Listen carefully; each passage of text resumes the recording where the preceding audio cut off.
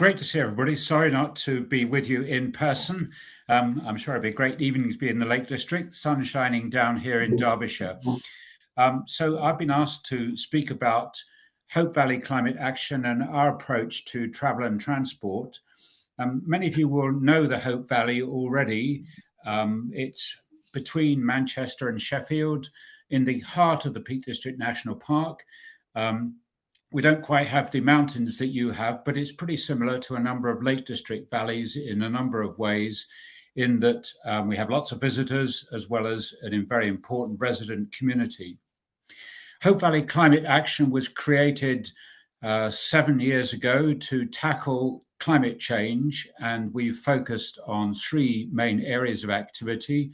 Looking at energy, how we can generate renewable energy, and how can we help local people to reduce their energy consumption. Land, how can our land be managed sustainably for its contribution to climate change? And then travel and transport, which is my topic this evening. And I'm a trustee of HVCA. We're a charitable incorporated organisation with about 900 people on our mailing list across the Hope Valley. And my job is to lead the travel and transport work as a volunteer, as part of the trustee team. Travel and transport in the Hope Valley, lots of similarities with where you are. We have a resident population of about 9,000 people spread across 8 villages, but we have a huge influx of visitors. In our case, mainly day visitors. 80 to 90% of them arrive by car.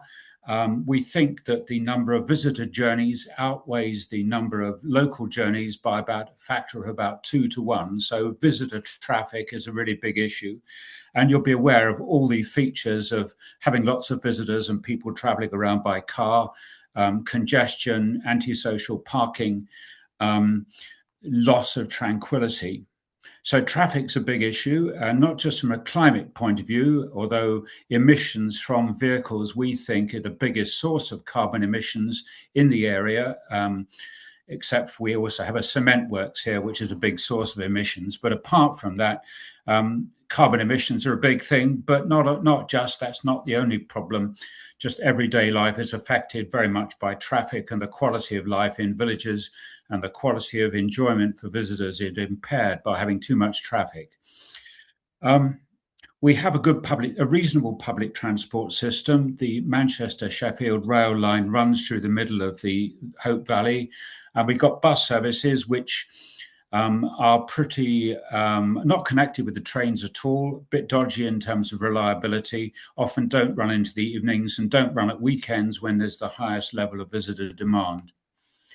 And then active travel, walking and cycling, well, there's plenty of that up on the hills, but the opportunities to walk and cycle within the villages and between villages are quite limited because we've got narrow, busy roads.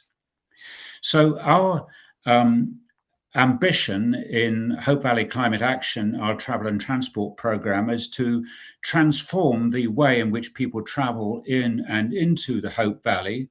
And our vision is for a tranquil Hope Valley, which can be enjoyed by visitors and local people. And there are three things I just mentioned that were ways in which we're approaching that.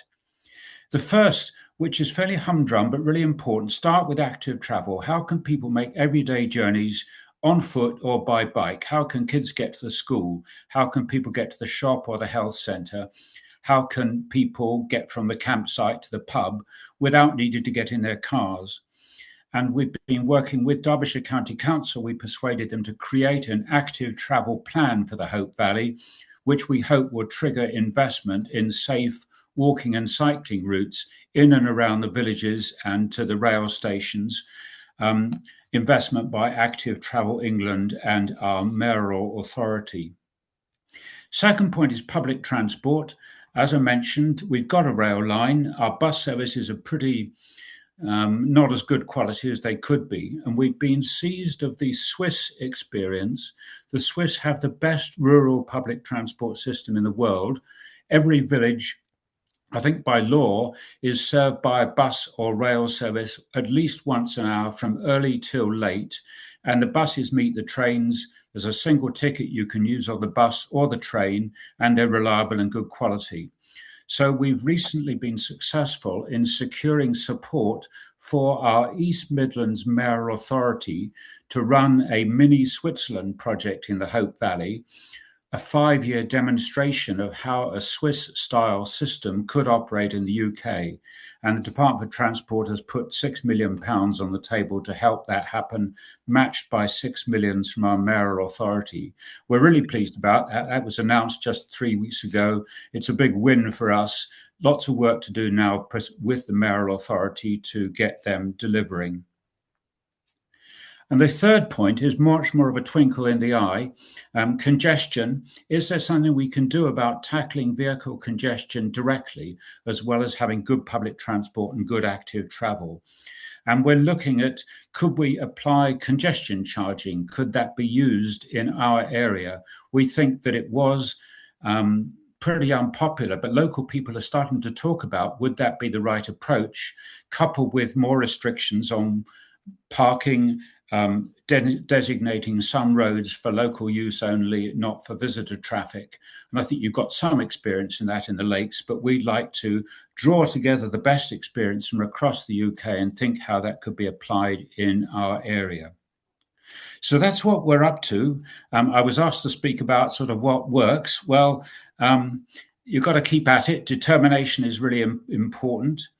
Working with the community, looking for who are allies, not being and recognizing that cars are part of our everyday life. We're not anti-car, we need to use them more selectively, but building local support and then continuing to hang on to the vision, because in a difficult world with difficult public expenditure, lots of political controversy, it's really important to have a long-term vision of how the world could be better.